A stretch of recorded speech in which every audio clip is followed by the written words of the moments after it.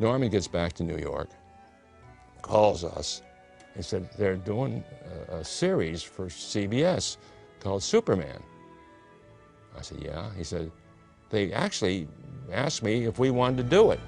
I said, we wanted to do it. I said, you're crazy, of course. He said, it's $36,000 for an episode. Can we do it for that?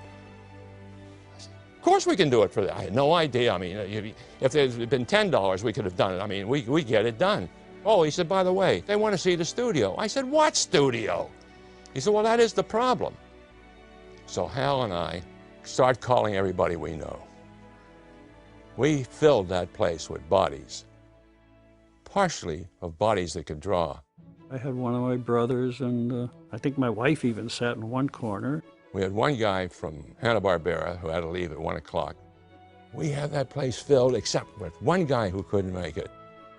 Thank God, because he was the guy's bookkeeper. We figured if we walked him through very fast, he wouldn't have any time to really study what they were doing as long as they were flipping the papers.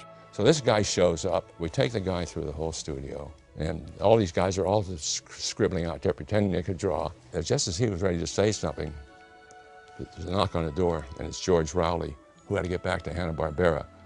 And George reaches in, he says, hello, Hal. He says, I got this terrible toothache. He says, do you mind if I go get the dentist?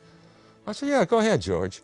And he closes the door, and I said to Hal, dock that son of a bitch. Norman calls me. He says, what did you guys do? He said, the guy came back and said, it's a little studio, but they run a tight ship.